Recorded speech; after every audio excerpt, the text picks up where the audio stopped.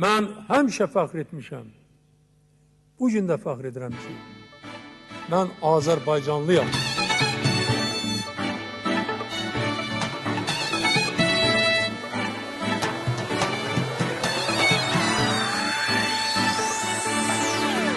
Hələ yaşayıram, gəlir nəfəsim, vətən uğrunda döyülür nəfsim.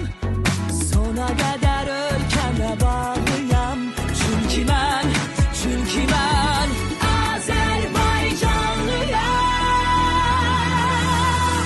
Ürəyimdə coşur doğma nəğmələr, vətən sevgisində dəliqanlıyam. Qəlbimdə əbədi kəlmələr, mən fəxr edirəm ki, Azərbaycanlıyam.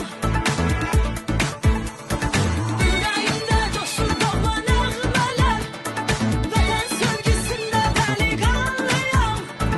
Qəlbimdə əbədi kəlmələr, mən fəxr edirəm ki, Azərbaycanlıyam. Mən fəxr edirəm ki, Azərbaycanlıyam.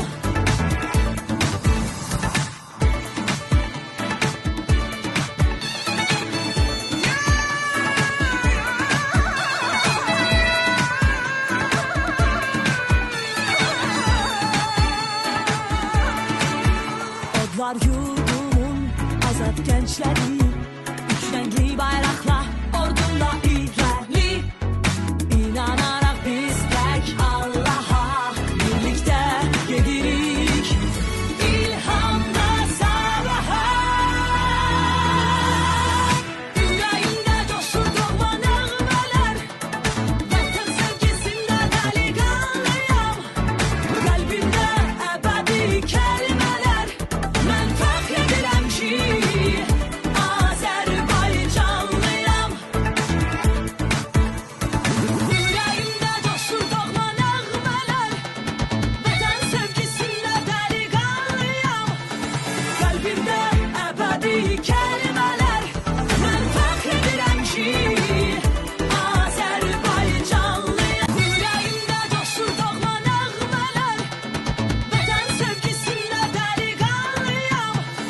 Qəlbimdə əbədi kəlmələr, mən fəxr edirəm ki, Azərbaycanlıyam.